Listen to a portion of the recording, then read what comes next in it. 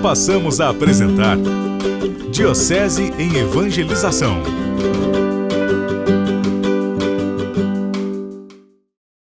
Nós ouvimos Lucas narrar que Jesus, voltando então para Nazaré, para a sua terra, ele foi à sinagoga como de costume. Aqui nós já vemos o ordinário.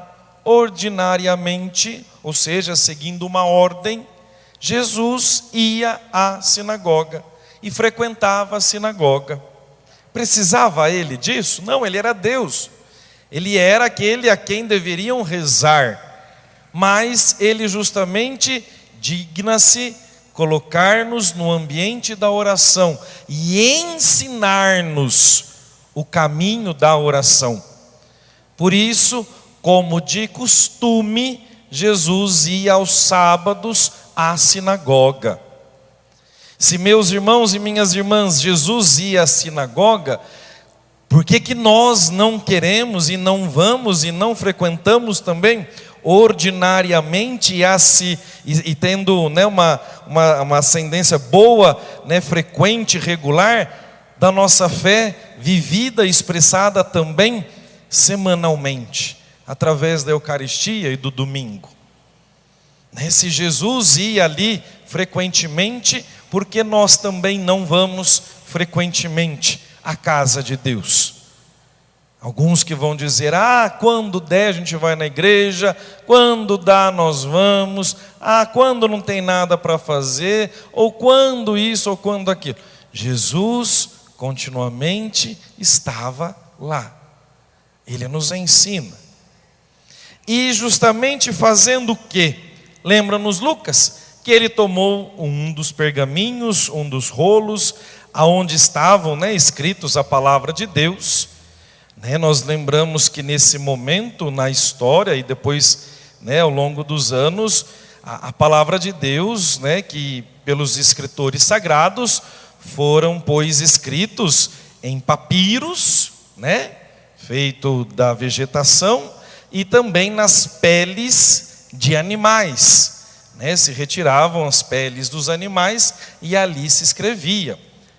Na época não tinha International Paper, não tinha chamequinho, não tinha folha sulfite, então era justamente nas peles de animais ou nos papiros.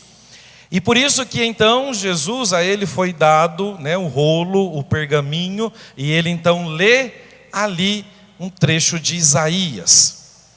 O Espírito do Senhor está sobre mim, Ele me ungiu, Ele me consagrou e me enviou para anunciar a boa nova aos pobres, a libertação aos cativos, para restituir a vista aos cegos, para libertar os oprimidos e proclamar um ano da graça do Senhor. Ou seja, Jesus nos ensina a ter uma frequência de fé e nos ensina como fazê-la, que é tendo contato com a palavra de Deus. Nós devemos vir à missa, nós devemos estar na casa de Deus, nós devemos frequentar a celebração para ouvir a palavra de Deus. De fato, nós temos uma boa parcela da celebração da Santa Missa que se concentra na palavra de Deus. Primeira leitura, o Salmo, a segunda leitura, o Evangelho. Jesus nos mostrou isso, o ordinário de Deus, a revelação de Deus na tranquilidade, na sequência da nossa vida. Deus que se manifesta também na nossa caminhada, na nossa itinerância, ou seja, de estarmos frequentes, de sermos assíduos, de perseverarmos, de darmos passos e de estarmos atentos a esta palavra. Lucas vai dizer que depois que Jesus terminou de falar, olha, esse trecho do profeta Isaías hoje cumpriu-se, todos estavam com os olhos fixos em Jesus, estavam com os olhos fixos do Senhor. Outra passagem do Evangelho vai dizer que eles ficavam maravilhados com o que Jesus dizia. Mas eles estavam atentos. E aqui chamo a atenção, né? E sempre que posso lembro disso, de termos ouvidos disciplinados, de termos atenção para com a palavra de Deus. Às vezes acontece aquilo, né? Primeira leitura, vamos ter que esquentar a janta, né? A cabeça está lá em casa, no pedaço de lasanha que sobrou do almoço, né? Que vai comer. Segunda leitura, o Palmeiras vai para o Santos, com o Santos para a final da copinha, né? E a cabeça está lá não sei aonde. Evangelho, amanhã segunda-feira começa tudo de novo, né? Tem que acordar cedo, trabalhar, e não sei o que, dá uma preguiça, e esse calor e tudo mais, né? E às vezes a palavra de Deus é lida, é proclamada na assembleia, e a nossa cabeça está lá, vai saber aonde, né? No sorvete que vai tomar depois da missa, na pizza que vai comprar e tudo mais.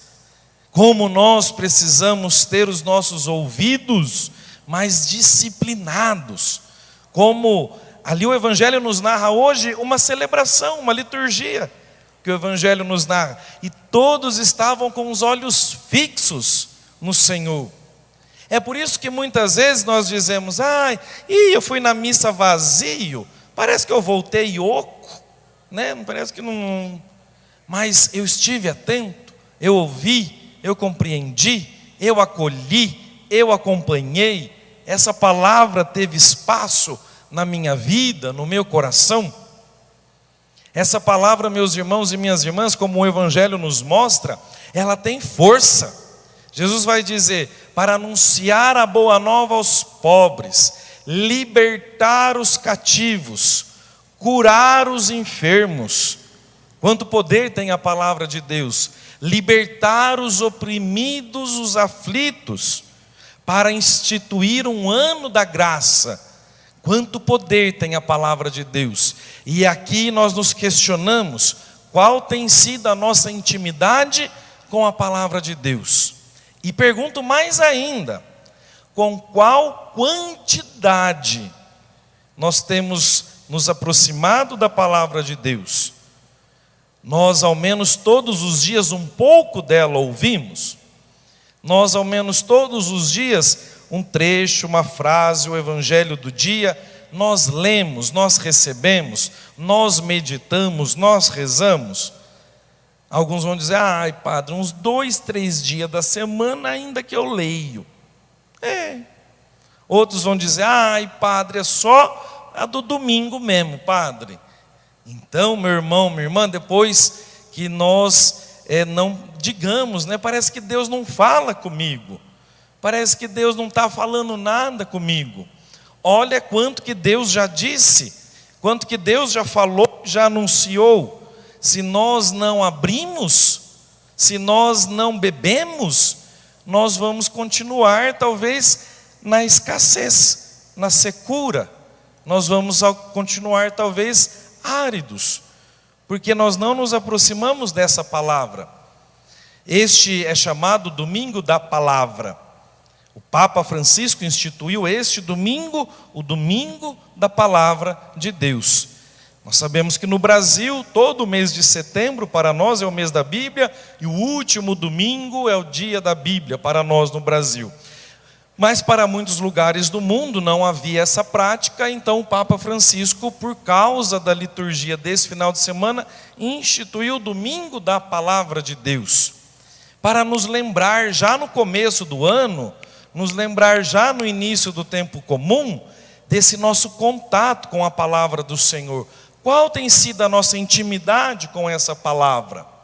Essa palavra às vezes puxa a orelha, essa palavra às vezes nos impulsiona, essa palavra às vezes nos freia, essa palavra por hora nos sustenta, essa palavra às vezes acalma. Mas se nós nos abrimos a esta palavra, ela em tudo transforma a nossa vida. A primeira leitura haveria todo um contexto bonito a ser contado. Não vou, senão prolonga-se muito a missa, entrar nos detalhes. Mas, em síntese, Neemias e Esdras, dois homens da primeira leitura. Neemias governador, Esdras sacerdote. Qual período? 400 e pouco antes de Cristo, 440, 445 antes de Cristo. O que estava acontecendo com o povo de Deus? O povo de Israel estava ainda lá no exílio da Babilônia.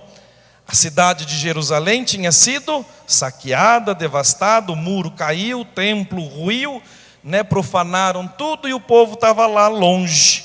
Foram de novo para a escravidão. Então, o povo já não ouvia tanto a palavra de Deus, não trouxeram, alguns rolos eles levaram, outros ficaram lá no templo, uns pergaminhos foi, outros ficaram, outros se perderam e foi um forfé. E muitos estavam longe da palavra de Deus.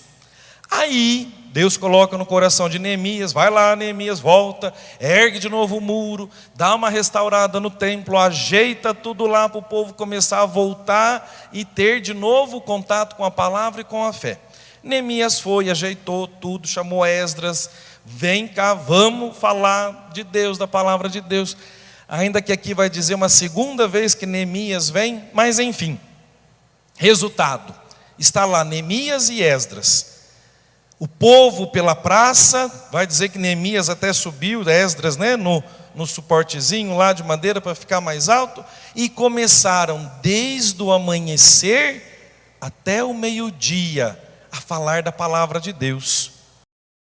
Muitos estavam com saudade, muitos há tempos não ouviam, e por isso desde o amanhecer, que é os primeiros raios do sol, às 5h30 da manhã, até o meio-dia, a palavra de Deus foi anunciada quase 6 horas seguidas, e o povo estava ali, ouvindo. Nós às vezes a missa é 1h, 1h10, 1h05, 1h10, se passou de 1h10, o padre hoje, hein? Eles ficaram 6 horas ali. Mas é engraçado que para missa 1h10, 1h15 é muito. Se o padre continuar assim, vou mudar de paróquia, Às vezes vocês não falam isso, mas tem gente por aí que fala, Mas para um show, para um churrasco, para uma festa, para bater perna por aí, 1h10, é muito pouco, É um pouquinho, Se é para um show de um cantor, de uma cantora, se é para uma festa, para um baile, imagina que vocês vão num baile, fica 1 hora no baile, vai embora, quero ir embora. Aí não faz essas coisas, mas enfim, fecha parênteses. Ficaram ali, nos narra a primeira leitura, choraram, alguns de muita alegria por poder ouvir a palavra de Deus, outros com peso no coração porque estavam muito cheios de pecados, choraram, mas levantaram as mãos e disseram amém, amém. A palavra de Deus foi nos dada de novo. Depois se prostraram por terra, adoraram a Deus, fizeram toda uma celebração, porque ouviram a palavra de Deus. Aí Neemias e Esdras vão dizer, agora vocês levantam, vai para casa, preparam um banquete, come, bebe, se alegrem, façam festa e partilhem com os menos favorecidos, com os mais necessitados. É linda a primeira leitura. Mas meus irmãos e minhas irmãs, nós vemos esse apreço, esse carinho, essa vontade desse povo que precisou ficar na penúria para depois valorizar. A gente infelizmente é assim, muitas vezes dá valor somente depois que perde, infelizmente, Muitas vezes nós somos assim, como aconteceu com esse povo da primeira leitura, mas aqui estavam alegres. Meus irmãos e minhas irmãs, peçamos nessa Eucaristia essa graça, que eu tenha mais contato, que todo dia eu leia um pouco, que eu possa começar pelos evangelhos, pelas cartas dos apóstolos. Deixa eu pegar minha Bíblia, 5 minutinhos, 10 minutinhos em casa, um pouco que eu leio, eu rezo. Se eu não entendi, eu procuro no Google, Joga lá o que quer dizer isso. Se não, vai falar com o padre, o que é essa palavra, o que significa isso. Mas nós precisamos ter contato com a palavra de Deus. Termino com uma historinha que é cômica para não ser trágica, Mas conta-se uma história que certa vez um padre foi visitar uma família, né? Então o padre foi lá, e não foi aqui no Iguaçu não, e nem fui eu, viu gente? Pode ter certeza que não foi, se fosse eu falava que era eu. Mas não fui, né, e não foi aqui, né? Mas o padre foi visitar uma casa, uma família. E aí tinha a Bíblia, né, lá na estante, bonita, aquela que tem até uma figura, uns desenhos assim, umas pinturas, uns quadros bonitos, né? E aquela Bíblia bonita. O padre entrou, né, foi lá e viu, olha que Bíblia bonita, né, que vocês têm aqui na casa, na estante de vocês. E a mulher, padre, nós ganhamos no casamento, foi um presente nosso, a gente deixa aqui, né? E ele, ai, que bom, que joia. Talvez eu me assemelhe um pouco, porque eu sou meio lambido, meio xereta, né? Talvez igual esse padre. E o padre foi catar a Bíblia, ele catou a Bíblia. Porque ele pegou a Bíblia, caiu um monte de dinheiro no chão. Né? Um monte de nota de R$100 no chão, tudo assim azulzinho no chão, forrou o chão. O padre esperto, deu mais de R$1.000, né? Que caiu ali. E aí ele virou para ela e falou assim, nossa, a Bíblia já está fazendo milagre, né? Multiplicando dinheiro.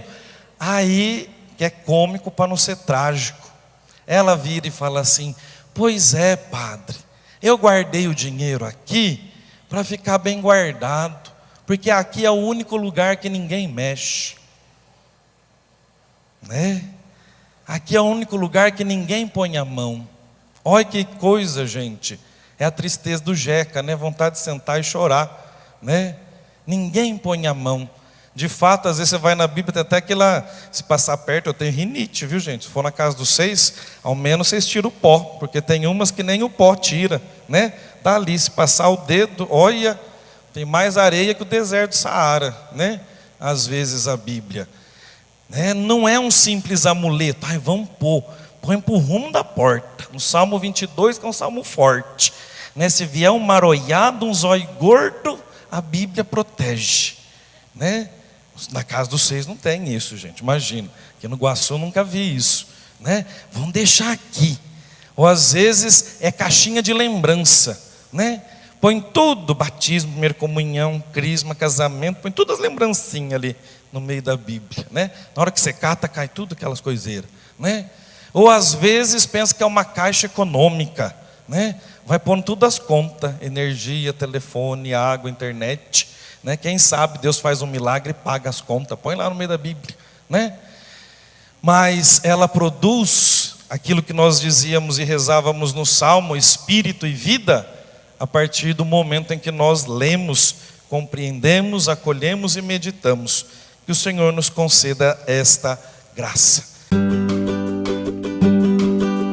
Diocese em Evangelização.